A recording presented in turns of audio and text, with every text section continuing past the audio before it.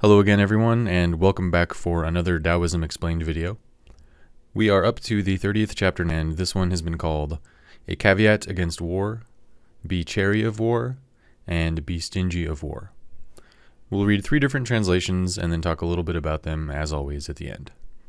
Getting right into it, our first translation goes like this. He who would assist a lord of men in harmony with the Tao will not assert his mastery in the kingdom by force of arms. Such a course is sure to meet with its proper return. Wherever a host is stationed, briars and thorns spring up. In the sequence of great armies there are sure to be bad years. A skillful commander strikes a decisive blow and stops.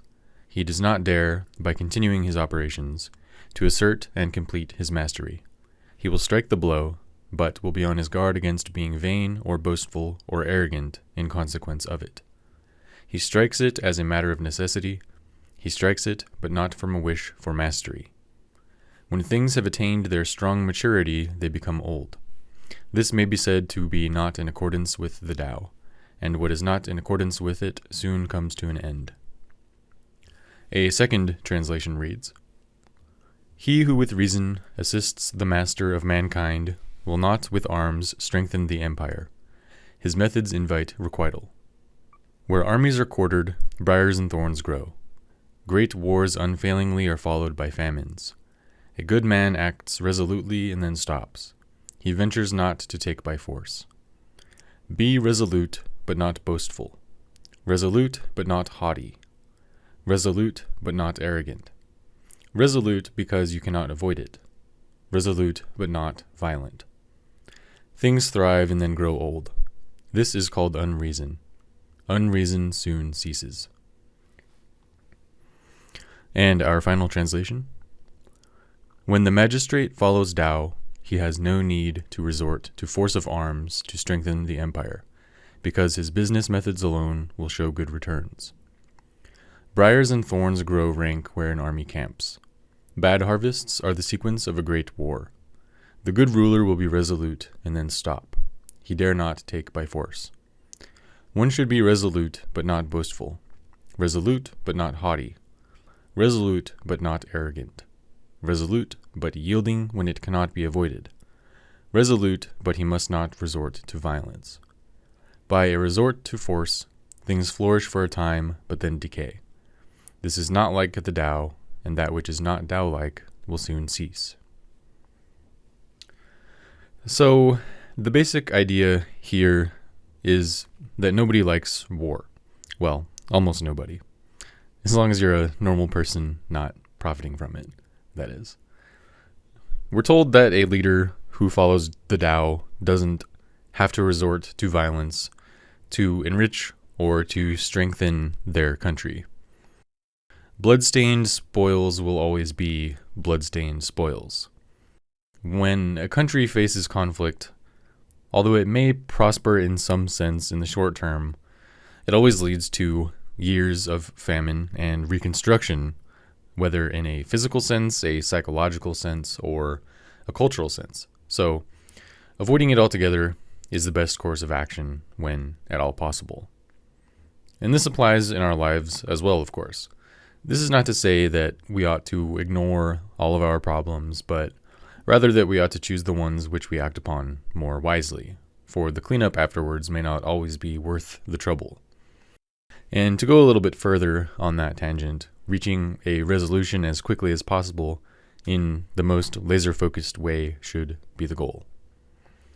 In a personal sense, this might come down to ensuring that your argument is fully thought out and articulated skillfully, rather than living in a constant state of struggle, of having arguments about small things over and over again. It would be a better course, perhaps, to collect your thoughts and express them more fully. On a larger scale, this may mean to strike the enemy with as much skill and precision as possible, to end the conflict in one quick burst of action. And in so doing, to complete this strike not for the sake of glory or victory, not because you want to win a competition or a battle, but because it is necessary to do so in the first place, for self-preservation or to complete some necessary task. And as we've discussed in recent talks, this can also apply in situations of self-defense.